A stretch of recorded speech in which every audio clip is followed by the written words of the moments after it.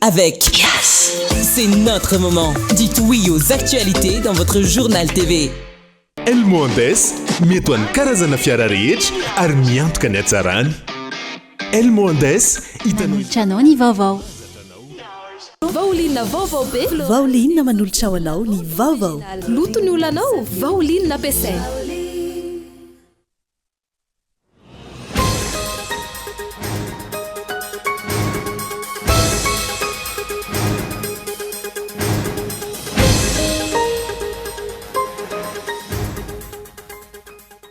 Nilaza ho tsy mahafantatra na inona mikasika ireo tafika nifidy tamin'ny alalan'ireo ordonnance maro be ny CENI nandritry ny famoahana tamin'ny fomba ofisialy ny voka-pifidianana vonjimaiky androany.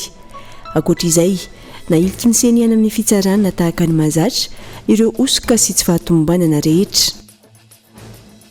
Maro ny endrika tsy fanaran-dalàna sy fanisakitsahana ny zon'olombelona nataon'ny fitsarana sy ny tandron'ny filaminana tamin'ny raharaha Apollo 21 na voasaringotra ny Paul Rafanoarana araky ny hevitry ny groupe de travail sur la détention arbitraire eo anivon'ny firenena mikambana.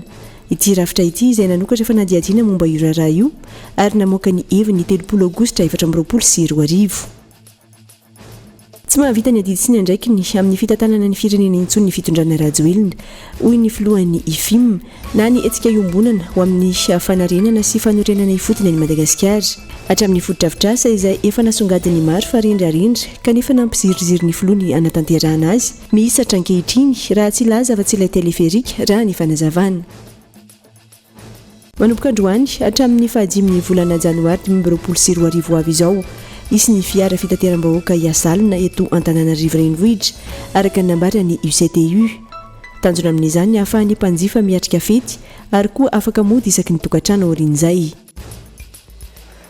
Any ivelany, nanao fitsidiana tao Mayotte taorian'ny fandalovan'ny rivo-doza Chido ny filoham-pirenena frantsay Emmanuel Macron androany. Niezaka nampitony ny atezerany ireo Maoré izay nitondra takaitra taorian'ny rivo-doza. Ny antsipirindreo izao ankehitriny izao.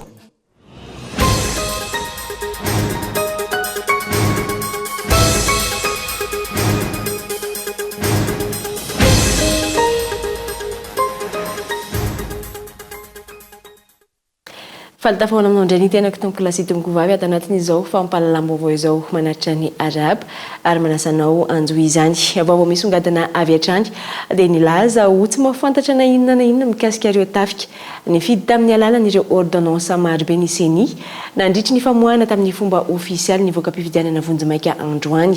Ankoatr'izay, nailiky ny CENI any amin'ny fitsarana tahaka ny mahazatra ireo osoka sy fahatomboanana rehetra. Gaetan Andriatsilavo. Araka ny vokatra vonjimaika navoaka ny CENI androany ho an'ny fifidianana be ny tanàna teto Antananarivo renivohitra nahazo salanisa 3,720 ny kandida ary lalina Ramanantsoa avy amin'ny loko volomboasary. Nahazo ny salanisa 4,720 eo amin'ny larana faharoa Itody Jora Valimanana. Fahatelo Itaina Razafinjoelina izay nahazo ny salanisa 2,770 ary fahaefatra Gasikara Fainysoa nahazo salanisa 5,770. Raha ny nambaran'ny CENI natratra 4,770 ny tahapahavitrian'ny mpifidy tato anatin'ny faritany Antananarivo raha toka 4,770 zany nanerana ny nosy. Commune miisa 7,10 nahitana tahapahavitriana mihoatra ny 10,100 ary commune miisa 7,9 kosa no nahitana tahapahavitriana latsaka ny 10,100. Mikasika ny lisam-pifidianana sy ireo ordonnance maro be, nilaza ho tsy nahafantatra ny fisian'ireo mpitandro filaminana nandray anjara tamin'ny fifidianana teto Antananarivo tamin'ny alalan'ireny ordonnance ireny ny eo anivon'ny CENI. Miaramila manao izy ianao. Dia nisy ordonnance niparitaka PDP ao tamin'ny anarana miaramila maromaro tamin'ny fifidianana rehetra. Fifidianana teo. Tsy mahafantatra an'izany mihitsy zay. Fean'izay rehetra izay ara. Misy afatarana ny asan'ilay olona manao ordonnance angamba zany ve ny tiany tanàna hoe miaramila rehetra sa inona? Misy anarana hoe asa ve? Ny ordonnance eny araka ny tenenina ny fidirana anatin'ny lisitry ny mpifidy dia zo fotoka. Raha misy miaramila ao anatina commune manatanteraka ny andraikitrany ao anatina commune dia tsy hitako ny antony tsy mahara-dalàna andeha izy fa eto moa nareo miteny hoe miaramila za tsy mahafantatra izy dia miaramila tisika ho teneny sa mahafantatra anareo nareo. Tsy ivana natao an'ny olona efa vita recensement kanefa tsy tafiditra ao anaty lisitra ny ordonnance fa tsy hoe olona vaovao mihitsy no ampidirina ao anatiny. Tsy izay nefa ny zava-nisy teto amintsika tamin'iny fividianana farany teo iny. Manoloana ireo osoka, tsy fanaran-dalàna, tsy fahatombanana sy ny sisa. Ny ala ndraikitra ny seny ka nanipy izany eny anivon'ny fitsarana. Verinay fa ny fitsarana moa zany ny tena manapa-kevitra ny amin'izay zavatra zay fa ho anay zany dia matiana ihany ny sarina ny sain'ny vahoaka fa tsy hoe ny fiheverana hoe tsy fahatombanana neka dia hiteraka avokoa tsy famarina ny voka-pifidianana na tsy famarina ny valim-pifidianana zay atao. Rano nambarany seny hatrany no afainganana ny famoahana ny voka-pifidianana vonjomaika. Antony nametrahana ny spatrek ity rafitra ity izay tsy manara-dalàna ary isan'ny mampirorosaina ny besin'ny maro taoriny ny fifidianana farany teo. Ny spatrek araka ireny tenenina ombienombeny ireny dia rafitra natao hikirakira ny fifidianana ary amoaka ny valim-pifidianana vonjomaika. Zany hoe zany eny anivon'ny abro-pifidianana ny fikirakirana voalohany dia mandeha eny anivon'ny CRMV. Eto anivon'ny spatrek zany no manao n'izay fikirakirana ny voka-pifidianana sy mamoaka ny voka-pifidianana vonjomaika zay. Marina hatrany tsy ara-dalàna ny fametrahan'ny seny io spatrek io ary tsy misy milaza mikasika izany ao anatin'ny lalàna saingy ireny no valiteny nomeny ny filohan'ny seny rehefa nanontanian'ny mpanao gazety mikasika izany. Mitohy hatrany araka izany ny tsy fanaran-dalàna ataon'ny seny ny ainga tamin'ny lisy-pifidianana nandritry ny androm-pifidianana ary amin'izao fotoana aorin'ny fifidianana namoahana vonjomaika ny voka-pifidianana izao. Araka ny fanehoan-kevitra efa notanterina teto hatr'izay tomponantoka tanteraka amin'izany ny seny ary tomponantoka ihany koa amin'izay mety hitranga mikasika io fifidianana feno osoka sy tsy fanaran-dalàna efa natrehany ny malagasy sy iray manontolo ireo. Manditina izay tsy fanaran-dalàna izay hatrany dia maro ny endrika tsy fanaran-dalàna sy fanitsakitsahana ny zon'olombelona nataon'ny fitsarana sy ny mpitandro ny filaminana tamin'ny rara Apollo 21 na voasaringotra ny Paul Rafanoarana araka ny hevitry ny groupe de travail sur la détention arbitraire eo anivon'ny firenena mikambana. Ity rafitra ity izay nanokatra fanadihadiana momba io raharaha io ary namoaka ny heviny ny 30 aogositra 2024. Tsy tokony azo mandat-d'arrêt na didy fampisambora ny Paul Mayor Rafanoarana araka ny aviana voaka ny groupe de travail sur la détention arbitraire eo anivon'ny firenena mikambana. Tsy tokony voaheloka raha ilay raharaha Apollo anenjehana azy ihany koa. Antony zany ny fandikan-dalàna sy fanitsakitsahana ny zon'olombelona hitan'ireo mpahay lalàna eo anivon'ny firenena mikambana izay nijeraka ity raharaha ity. Manoloana izany tokony ho avotsitra tsy misy atakandro ary mahazo ny fanonerana ara-bola araka ny fifanarahana sy ny lalàna iraisampirenena i Paul Rafanoarana. Angatana izy ireo ny andraisan'ny fanjakana malagasy fepetra faran'izay aingana anonerana izay fandikan-dalàna sy fanososena ny zon'olombelona izay. Anatanterahana izany ny fanarahana sy ny fampiarana ireo lalàna sy fenitra iraisampirenena momba ny zon'olombelona sy fifanarahana nankatoavin'i Madagasikara. Raha iverenana voasambotra teto Antananarivo ny 20 Jolay 2022 i Paul Mayor Rafanoarana taorian'ny fisavana ny tranony izay tsy nisy fahazahon-dalana araka ny fanadihadiana nataon'ny groupe de travail sur la détention arbitraire eo anivon'ny firenena mikambana. Antony fisamborana tamin'izany voalaza fa fikononkononana fanonganam-panjakana sy fifofona ny any Rajoelina anatin'ilay raharaha Apollo 21 nivoaka ny didim-pitsarana ny volana Desambra 2022 izay nahavoaheloka azy 20 taona sazy anterivozina. Maro ireo tsy fanajana lalàna hitan'ireo mpahay lalàna eo anivon'ny firenena mikambana nandinika ity raharaha teto Madagasikara ity. Isan'izany ny fisamborana tsy misy proof sy antony mazava. Nandika lalàna ihany koa ny faharetan'ny fotoana nitazomana azy izay raha ny lalàna tsy tokony ohatra ny 770 ora nefa ny azy efa nandritra ny 510 andro araka ny fanadihadiana nataon'ireo mpahay lalàna ireo hatrany. Niemtra hatrany ny fotoam-pitsarana ary tsy nitovy ny fandraisana sy ny fikarakarana ireo rehetra voasaringotra tamin'ny raharaha Apollo 21 io. Rehefa nivoaka ny didim-pitsarana 20 taona sazy anterivozina no azon'ny Paul Rafanoarana dia ho anatrehan'izay tsy nahitana proof mazava ihany koa nanameloka azy sy manamarina fa nisy tokoa ny fikasana hanonga-panjakana sy fofony ainy Rajoelina. Ny voapanga ihany koa tsy nomena ny zo hiaro-tena sy hitondra ireo proof mandiso ny vesatra hanenjehana azy nandritra ireo fotoam-pitsarana. Ahitana ny marina sy ny tena zava-nisy momba ity raharaha Apollo 21 ity izay mahavoasaringotra ny Paul Rafanoarana mangataka ny fanjakana malagasy hanokatra fanadihadiana lalina sy tsy mitanila fa ihany koa andray fepetra manoloana ireo endrika fanitsakitsahana ny zon'olombelona niatra tamin'ny Paul Rafanoarana. miandry ny tatitra sy ny valin'ity fanapahana ity avy amin'ny gouvernemanta malagasy araka izany ny rafitra eo anivon'ny firenena mikambana. Andrasana ho voarakitra anatin'izany ny fotoana amitsorana ny Paul Rafanoarana raha ivoaka eo ihany koa ny fanonerana arabola ostrany. Naneo ny fahavononany anomeny tolo-tanana ho an'ny gouvernemanta malagasy ihany koa ny groupe de travail sur la détention arbitraire eo anivon'ny firenena mikambana amin'ny famalina ity fanapahana ity ao anatin'ny enim-bolana ho avy, izany hoe mialohan'ny volana May 2024. Ity fanapahana noraisin'ny rantsana eo anivon'ny firenena mikambana ity izay tokony ho aparitaka ny gouvernemanta malagasy sy ampahafantarana ny rehetra. Saingy ny mifanohitra amin'izay no zava-misy ankehitriny. Tsy ahinompo ny gouvernemanta malagasy ary toa ditsita ity taratasy navoaka ny rantsana eo anivon'ny firenena mikambana ity. Ny zanana fenina tsy ho hitan'ny vahoaka malagasy fa misy ny tranga tsy fanaran-dalàna toy izao. Nataon'ny fitsarana ny mpitandro filaminana ny gouvernemanta malagasy hita sy tsikaritry ny rantsana eo anivon'ny firenena mikambana. Andrasana araka izany ny ho toy ny rara. Fampitambavao fohy vetivety ny rehetra ny Palmeraie de Melville ao Toamasina ao amin'ny parcelle des 3 ny atoandro teo. Tsy mbola fantatra hatreto ny antony tonga ny firehetana sy izay tompony antoka tamin'izany. Misokatra ny fanadihadiana raha ny fampitambavao voaray.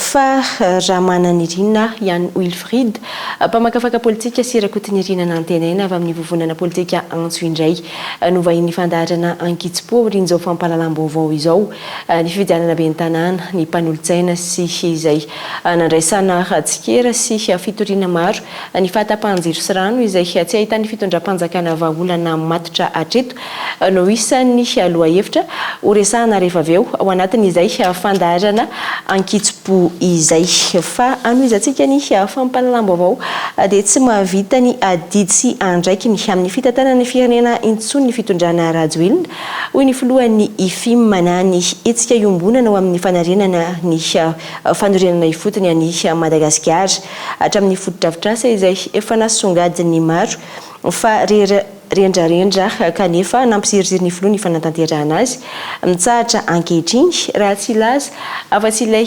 teleferika raha ny fanazavana. Miariary amin'izao fotoana fa mitambikimikipy ny fitondrana rajoelina amin'ny fitantanana ny firenena ho ny filohan'ny IFIM na ny hetsika iombonana ho amin'ny fanarenana sy ny fanorenany fotony any Madagasikara. Ho an'ny sehatra ny fanabeazana ohatra manery ny fanjakana no mifampianarana maimaimpona sy ho an'ny rehetra ny lalam-pandrenina malagasy saingy mifanohitra amin'izay ny zava-misy. Raha ny tarehimarika ho an'ny taom-pianarana 3 ny totongana mahery ny 900 ny tahany fidirana an-tsekoly. Raha vaolana matotra no nandrasana, serasera no nialo lalana ka niara-ny aiky ny fitarainana ireo ray aman-dreny izay nandoa 5 alina isan-dreny nandritra ny fanombohana ny taom-pianarana. Ankoatra ny fampianarana mihiba ny sehatra rehetra hatramin'ny tetikasa sy vodrafitrasa haitraitra ny fitondrana rajoelina miisatra ho ny fanazavana. Tsapa hitapoko hitapirenena ny tsy fahombiasan'le fitondram-panjakana sy le gouvernemanta misy amin'izao fotoana izao. Zany tsy azo fenina tsony ny jiro, ny rano, ny vidim-piainana ao daholo zany ny lalana ary ny drafitrasa izay ataona zareo koa izay iry zareo no namorona azy dia tsy indrany fa ohatra ny teleferika, ohatra ny autoroute. Zany rehetra zany dia ho hitantsika io fa tsisy zava-panina. Tsy maintsy misy andro atsapahany ny vahoaka ray manontolo ny tsirairay avy hoe tsy hisy hevitra tsony ty fa tena tapidalakale ny firenena mihitsy ny tapidalakale. Tsy misy azo antenaina amin'ny fitondrana rajoelina intsony ho ny fanazavana. Antony tsy hananany mazava ho azy ny finiavana mpandroso any Madagasikara noho ny tsy fananany zoam-pirenena malagasy. Isan'ny teboka tsy azo adinoana vao miresaka ny fahantrana amin'izao fotoana izao. Ambonin'izay tsy hananany ihany koa ny IFIM ny fahaiza-manao hitantanana ny firenena. Tsy magaga raha fihetsiketsehana ny betsaka ameriverezana ny saim-bahoaka. Fanjakana manao izy anatsaratsaraina manisy voninkazo fotsiny eo tokonana. Le vahoaka ao anatiny efa tsy mihinan-kanina tsony ny volaniny efa maina. Zay eny zao le saritsary. Efa hitanao zao misy lesoko dia tsy le fepetra mifanaraka amin'iny no alainao satria tsy mahay ianao tsy mahay mamaha le olany. Ny olona alainao rehetra sy entinao hiady amin'le fahantrana, olona tsy nahita an'le fahantrana hatramin'izay nenany. Ny akabeazany tsy niaina teto Madagasikara, ny akabeazany tsy manana ny traikefa sy ny fahaiza-manao nianatra mikasika an'izany. Fa iverina hoe tsony rakoto dia mandindy valahany eo dia vany olona amin'ny firenena any anaty anteny mera misy an'izany, any anaty gouvernemanta misy an'izany, io ny vokany io. zava-doza no ianjady ny firenena sy ny vahoaka raha mbola mitonga abiraraka amin'ny fitantanana ny firenena UNIFIM. Mila misokatra amin'ny masonrehetra ka tsy manaiky intsony ny fanampenam-bava, ndramata-ora sy ny fakana ny fomba hoaka amin'ny alalany kotolotolotra samihafa izay isan'ny manapozina trano ny rehetra eo anatrehany fahantrana lalina amin'izao fotoana izao. Ho fankalazana ny 18 taona ny andro maneran-tany ho an'ny fitoniana izay ankalazaina ny 2 janoary ho avy izao ho an'ny fiangonana katolika. Nanamafy ny afatra ho an'ireo mpino sy ny rarisoa azy ireo ny Pape François taona miavaka ny taona 2024 raha ny fanazavana. Fitino koloina. Zava-dehibe sy manan-danja ho an'ny fiangonana katolika ny taona 2024 raha ny songadina tanatin'ny afatra izay nataony Papa François afatra mialohan'ny fanamariana ny andro maneran-tany ho an'ny fitoniana eo amin'ny fiangonana katolika. Taona jubilaire ho an'ny katolika ny taona 2024 raha ny fanazavana, taona izay iverenana sy hanamafisana ny fiarahana amin'Andriamanitra izay ankalazaina isaky ny 7 taona.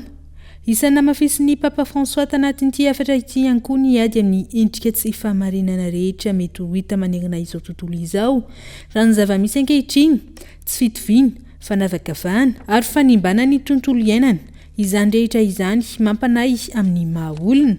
Ankoatra izany, mandalo ny antsoina hoe crise de la dette ireo firenena maro amin'izao fotoana raha nambarany Papa hatrany. Hipoko ny trosa amin'ireo firenena-dehibe ireo firenena mahantra ary nanjary fitaovana anaovana fanararotana sy fitrandrana ireo firenena mahantra izany. Manampitrotraka ihany koa ny trosa amin'ny ekolojia amin'ireo firenena-dehibe.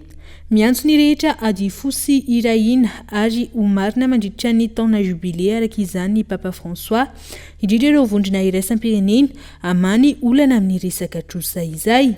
Tsy aivony, isaky ny voalohan'ny volana janoary no ankalazana ny andro maneran-tany ho an'ny fitoniana ho an'ny fiangonana katolika, ankalazaina amin'ny 2024 izao ny 17 taona izany andro izany, izay nanomboka tamin'ny taona 1790. Fatoy n'ilay rahatany faratsio nentina teto amin'ny fampahalalam-baovao maly dia manoloana iny disadisa iny dia tao amin'ny EPB Andoharina za mpifaratsio izay disadisa teo amin'ny ray aman-dren'ny mpianatra sy ny talentsaikoly dia nivoaka tamin'ny fahanginana ary naneho ny heviny ihany koa ireo mpampianatra izay hiara-ny antsojay izay ataon'ny tompon'andraikitra teo anivon'ny ity sekolim-panjakana ity. Efa nisy ny fitoriana izay nataon'ny talentsaikoly tamin'ireo mpampianatra ireo izay nolazaina fa miraitsokombakomba amin'ireo ray aman-dren'ny mpianatra izy ireo amin'ny tsy fandefasana ireo zaza makany an-tsekoly ary koa mampiditra resaka politika amin'ny tontolo ny fampianarana. Tonga tany an-toerana ireo sendekany mpampianatra nijery fotsiny ny olana nitranga eo amin'ity lafo ny fanabeazana ity tany an-toerana ihany koa ny mpanao gazetinay Andrinirina Randriamiarysokolo Antsirabe. Mialalina trany ity disadisa izay miseho mahakasika ny antsojay izay ataon'ny talentsaikoly eto amin'ny EPP Andoharina atao anatin'ny fokotany Soanerana distrika amin'ny faratsio ity. Nivoaka tamin'ny fahanginana ireo mpampianatra izay hiaran'ny antsojay sy ny tsindriazolena izay ataon'ny talentsaikoly. Nambaran'izy ireo fa efa nisy fitoriana nataon'ity talentsaikoly ity an'ireto mpampianatra ireto fa miraitsokombakomba amin'ireo ray aman-dren'ny mpianatra izy ireo amin'ny tsy fandefasana ireo zaza makany an-tsekoly ary koa mampiditra resaka politika amin'ny tontolo fampianarana. Raha ny fanadihadiana trany izay nataon'ny mpanao gazety taty an-toerana dia fantatra fa ny chef Cisco no ao ambadik'ity talentsaikoly ity raha ny fanazavana azo avy amin'ireto mpampianatra ireto. Tena manahirana be zany le miara-miasa ao satria efa nisy fitoriana natao madame Taleta aminay koa zany no le fahatezeran'le ray aman-dreny ny fanapahany hevitra dia izay mpampianatra no lazay madame Tale fanamory an'ireo ray aman-drenindreo dia lasa nitoriana hitezitra izy fa zay hono manongana tale an-tsekoly dia manimba sekoly mandrava sekoly. Fa ny zavatra tena anlian'le chef Cisco anay amin'izao dia zay foana lazay le chef Cisco hoe zay hono manao politika dia ampidiranay politika ny asa fampianarana. Mpampiorohoro zay mpampianatra zay mpampianatra aloha tsy mpampiorohoro azafady indrindra fa le chef Cisco mihitsy momba le telefona izy moa efa niteny fanaratsina tsara ataon'ny tale an-tsekoly tsy maintsy ombanay izy tonga taty ny draina tsisy ninina nataon'ny zareva dia zao fotsiny ny zavatra fangatan'le ray aman-dreny nefa mifanalana an'le tale tsy tale tsoa satria mampidi-dozana azy. Tsy voazao ireo syndicats izay miaro ny zon'ny mpampianatra no tonga taty an-toerana na maolana teto amin'ity EPP Andoharina ity hoy ny flou régional izay andika mitafa vetovakina karatra fa efa fanontelo no izao no nahitana olana teto amin'ity sekolim-panjakana ity ary mbola mitoetrano ny fanaovana antso-jay sy ny tsindrazolena izay atao amin'ireo mpampianatra manoloana izany dia mitodika ary manao antsoava amin'ny ministeran'ny fanabeazam-pirenena ireto sandika amin'ny mpampianatra mitafa vetovakina karatra ireto fa simba ireo zaza malagasy izay tokony hianatra any an-tsekoly no nitombotsoan'ny olobitsy raha ny fanazavana trany zavatra mampagaga inona ny anjara asany fiefisiko anatin'izay zavatra zay tsy nisy zany vahaolana nentina teo anivon'ny diraina ihany koa ary valy tenin'andriama totaleparitra tamiko ny tenako manokana niaraka tamin'ny président national ny mitafa dia hoe niandry ny fanapaha-kevitry ny sisko anefa dia tena hatreto tena samy teny fa namako io tsy maintsy arovako hatramin'ny farany zavatra tiana tenenina dia hoe miantso ny ministera foibe zahay jereo manokana izao EPP Andohariana zapifaratsy io sisko faratsy io zao satria mahatra loatra lay mpianatra zahay syndika dia tsy angina mihitsy fa tsy maintsy hitsangana mandrakariva manoloana ny zavatra tsy rariny tahaka izany satria fahadisoana efa mamoehatra ataon'ny taletsekoly ve nanaovana sorona zana-bahoaka tsy maintsy mitsangana zay tompo fa mazava ny teny reto ray aman-dreny mpianatra reto fa tsy ny tale mihitsy ny misolo dia tsy hamerina zanany eto amin'ity EPP Andohariana ity izy andrasana araka izany no vaovao farany mahakasika ity disadisa teo amin'ny taletsekoly sy ireo ray aman-dreny mpianatra ary ireo mpampianatra izay iarany antso-jay sy ny tsindriazolena teto amin'ity EPP Andohariana fokotany sonerana atao anatin'ny distrikany faratsio ity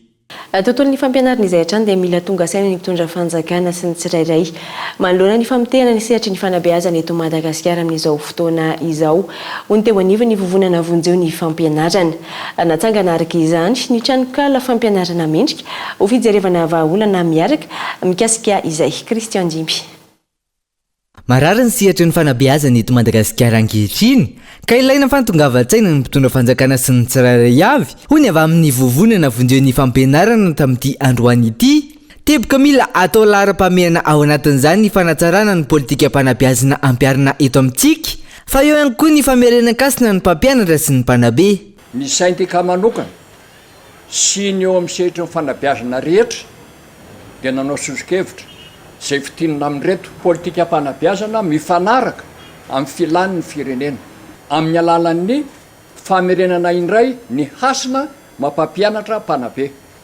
satria amin'izao fotoan'izao dia raha tsika mahafantatra fa tsy misy intsony zany hoe hasin'ny fampianarana zany satria tsy misy intsony ny toeram-panofanana ho an'ny aty amin'ny ambaratonga voalohany faharoa ho an'ny collège tsy misy intsony ny ENS ny misy zao école normale supérieure zay vao tendry ny mpianatra mivoaka avy eo hoe hampianatra amin'ny lycée so administrateur scolaire fa anarany fotsiny io fa hatramin'ny 124 ka mandra-patongatsika amin'ny teny zao betsaka reo mivoaka avy eo amin'ny ENS mbola tsy manatoerana miantsony rehetra araka izany avy amin'ny vovonana vonjeo fampianarana ijery vahaolana miaraka entina ametrahana izay fampianarana mendrika ho an'ny zaza malagasy izay ka ao anatin'ity vovonana vonjeo fampianarana ity dia manao antso avy izahay mba ho fampianarana mendrika fotoana zao anomezana fampianarana mendrika ho an'ny malagasy mivondrona ianareo ray aman-dreny nareo mpampianatra ianareo mpianatra isaky ny distrika ary manomboka any amin'ny fanabeazana fototra ka hatrany amin'ny université ary soy ao anaty tranokala izay olana sy vahaolana iarahantsika mijery zany ka hanorenana fampianarana mendrika ho an'ny malagasy eo amin'izao tontolo izao nampahafantarana tamin'ny fomba ofisialy androanteny isoraka ny tranokala fampianarana mendrika tranokala izay natao fandrosoana vahaolana ho an'ny fanabeazana eto Madagasikara sy ho fanatsarana ny kalitaon'ny fampianarana ho an'ny zaza malagasy dokam-barotra vetivety aorian'izay ny tapany faharoa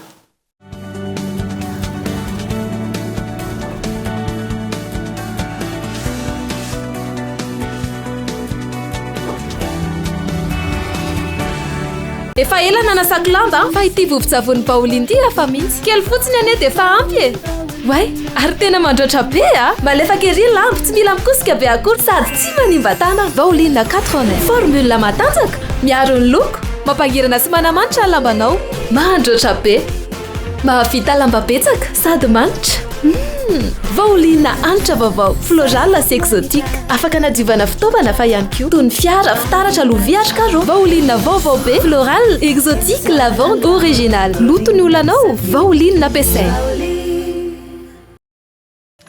25 millions d'ariary be zao ny mahazony voalohany amin'ny tombola ary mbola misy 49 bon d'achat mitetina 26 millions d'ariary tongava mandifa zao dia zao ato amin'ny Cosmos ary raha ianao ny ho multimillionnaire. Cosmos, votre partenaire de confiance.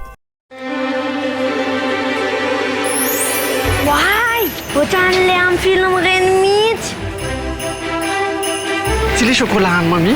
Tena lalateko be. Jerena ty mety be amin'ny décoration aty. Hafa ihany no manomana fety miaraka amin'ny fianakavy.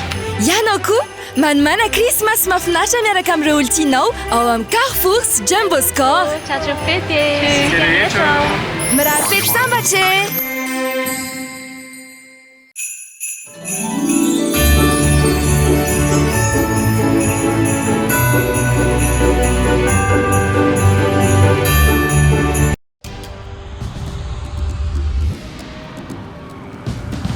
Tsika miara-miketrika ilay ho avy mamiratra miara-manorina mamorina tsy hijanona tsony satria efa hainao fa tsika tanora no tompony ndao ifandray hitady inspiraka vaovao hanoratra ilay peizy vaovao mety amintsika afaka mamorina maneho ny maizy atsika efa aty amintsika zao ny baolina tsisy anakantsika satria isika iray mifandray miara-manokatra lalana vaovao ka tonga le fotoana zao dia zao ndao falera Thelma miova ho Yes.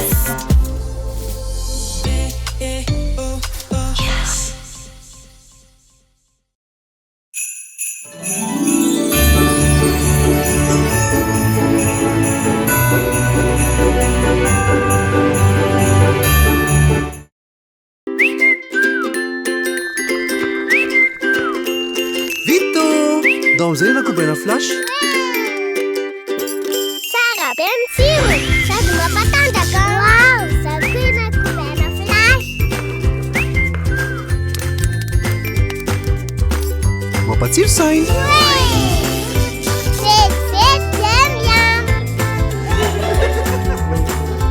kobaina flash notovonantsoa misy vitamina 5 sy sira mineraly mifosana iray 5 vita ionio vokatra vavao nutrisance.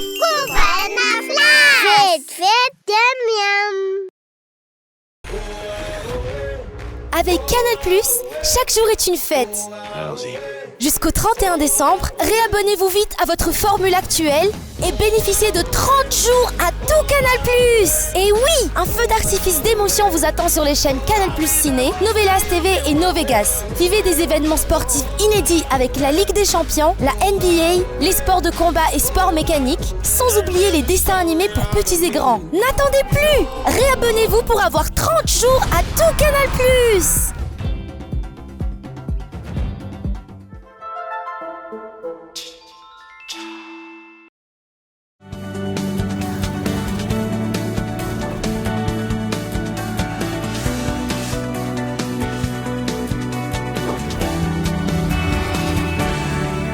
Taverina indray atao anatin'ny tapany faharoa ny fampahalaam-baovao toizantsika avy hatrany dia totosany joro tao amin'ny toerana anaovana ny fitrandrahana fasy mainty ataon'ny orinasa base Toliara ao amin'ny commune Kilmalinika distrikt'ny Toliara faharoa fananja ny fomban-drazana na atao mialohan'ny hirsoana amin'ireo asa samihafa taon'izay nisy lanonana fanampifatarana tamin'ny fomba ofisialy ny fisokafan'ny orinasa base Toliara.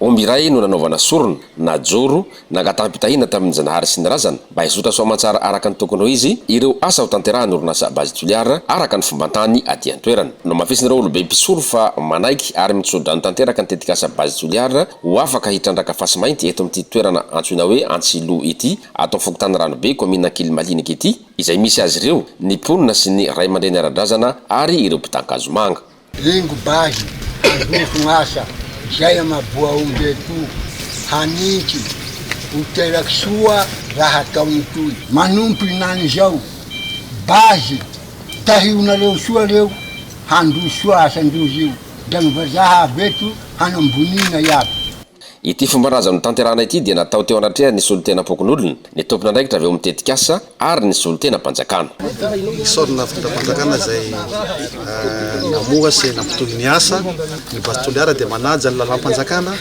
manaja ny fomba ny tany zay otoranay asany manaja ny tontolo iainana dia zao zany ny manamarika hoe miverina aty fotony bastoliara ary handeha anohy ny asa atao amin'izay ny tolakandro kosa dia naneho ny fahavononany handray ny tetikasa bastoliara ireo mponina eto amin'ny komina Kilimaliniky distrika ny toliara faharoa izy ireo izay tonga marobe ny hainy ny fampahafantarana tamin'ny fomba ofisialy ny fanapahan-kevim-panjakana manome alalana ny tetikasa hijoro ara-panjakana sy hanao ny asany nanapa-kevitsy tamin'ny fahafito amby roapolo ny volana novambra hoy ie aleniko hoe sokafy bastoliara eo satria io ny vahaolana hamahana olana ka hampandrosany ny faritsy masikoro ny tompolazy tompoko vavy folo efatsamby volagny hagnatanterahany ny raha tsy vita iaby regny 2026-2027 zany tsika magnantegna fampandroso bevata andesiny bastoliara toy am'izay fotoana zay managnasa iaby tsika tanora mila asa reo nareo iaby mijery anakah io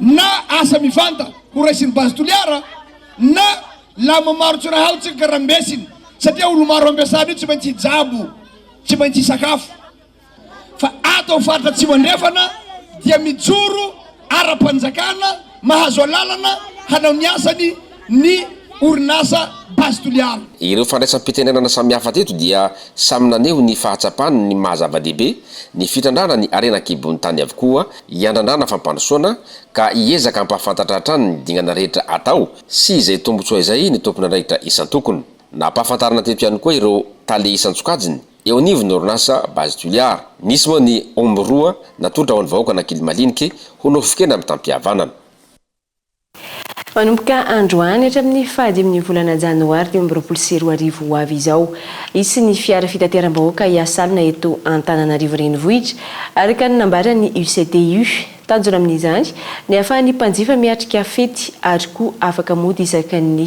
tokantrano aorian'izay ireo fitateram-bahoaka miasa alina ireo izay anomboka amin'ny 7 ora alina hatramin'ny 12 ora raha ny fanazavana ary ezahana isy avokoa ireo zotra rehetra fanampanazavana satria avaty amin'ny UCTU foiben'ny UCTU ilay afatra miainga dia meteva voalohany any amindreo tompona andraikitra isaky ny coopérative reo mpitatitra tsirairay avy isy atokantrano reo mpiasa amin'ny mpanao fitaterana rehetra miampitany zany voalohany indrindra satria zareo no anatanteraka ny asa mandritra ny fotoana io dia any amin'ny zareo zany no iantefany ny afatra voalohany faharoa dia ny mpanjifa zay anao fety eto an-drenivohitra miampitana an'izay hoe azo antoka ny isin'ny fiara fitateram-bahoaka indrindrindrindra amin'ny andro alina zay ahafahan'ny tsirairay avy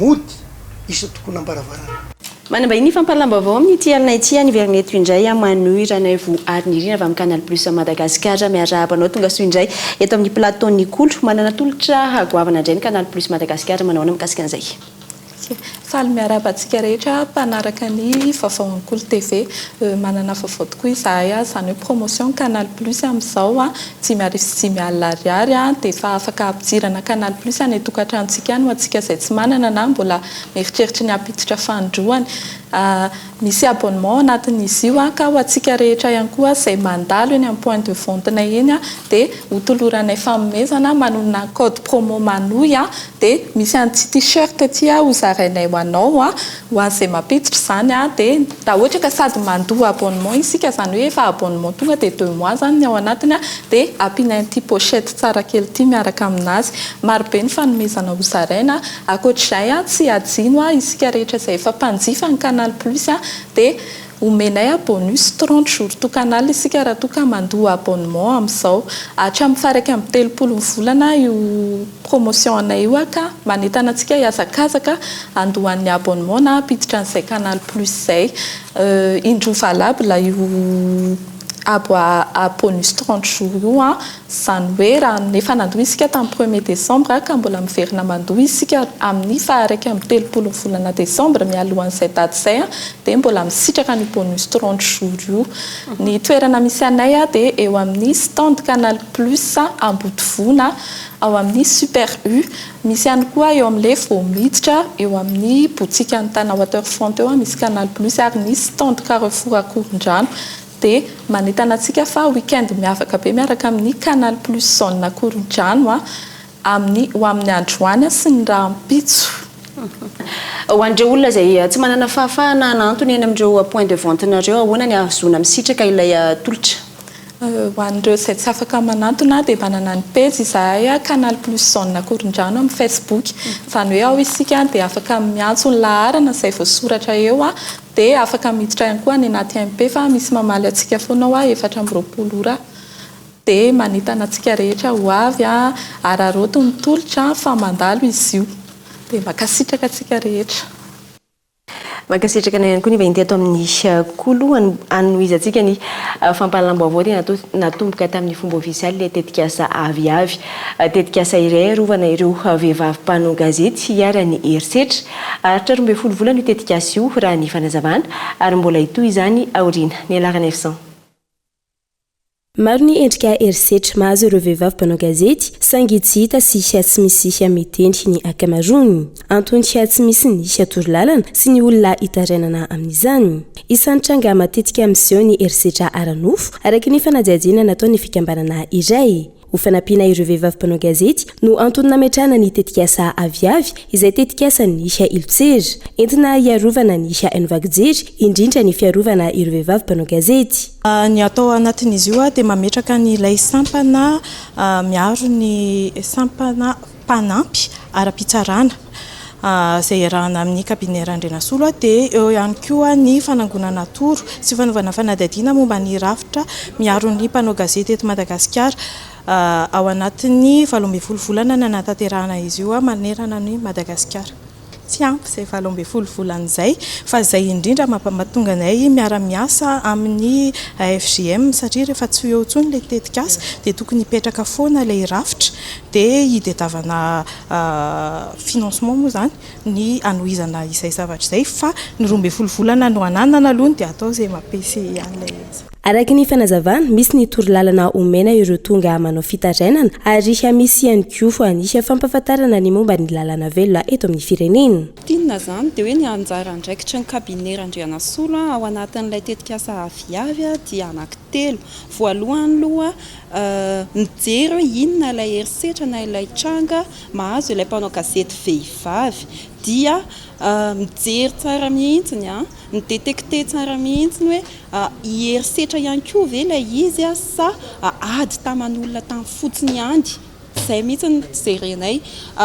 Faharoa manaraka an'izay dia eo amin'izay ilay conseil juridique sy ny torohevitra. Ny torohevitra zany dia hoe inona ilay atao mahakasika manoloana an'ilay tranga mety miatra amin'ilay mpanao gazety vehivavy dia eo ny manoro-hevitra hoe izao ny tokony atao izao ny lalana tokony izorana izao ny zavatra tokony ho ataon'ilay mpanao gazety zany. Misy ny laharana andraisana ny fitarainana sy ny hatranonkala azo andefasana izany ijarina hoe tsy ambaratelo hatrany ny fitarainana izay alefa sa ny fanazavana hatrany. Lasa ny Bread Bank Populaire ny 700 ny banque Société Générale de Madagascar amin'izao fotoana eo ampamadranana ny fifanarahana ny rodonta amin'ny famandranana ny Société Générale de Madagascar ou Bread Bank Populaire araka ny tatra ny voaka androany tafiditra ao anatin'ny paikady mpampandrosoana iraisam-pirenena ataon'ny Bread Bank Populaire izay mikendry ny anamafisana ny asa ataony amin'ity amin'ny tany andalam-pandrosoana izany indrindra aty amin'ny ranomasimbe indiana ity fifanarahana ity. amin'ny maresaka avy any ivelany dia nanao fitsidiana tao Mayotte taoriany fandalovany rivo-doza Chido ny filoha pirenena frantsay Emmanuel Macron androany. Niezaka nampitony ireo ny atezerany ireo Maori izay nitondra takaitra taorian'ny rivo-doza ny tenany. Ny rano no isan'ny manano sarotra raha ny fitarenan'ireo mponina. Mafisina araka izany ny fanampiana ireo trabona hoy Emmanuel Macron manomboka izao raha ny fanazavany tany antoerana. Atrendreny fiarantsika eto amin'ny kilasy eto miboavy tao anatin'ity fampalam-baovao ity. Isorana feny ianao na izanaiza misy anao nanaraka hatramin'ny farany. Raha mipitso amin'ny ora mahazatra ny fotoanantsika manaraka. Veloma tompoko.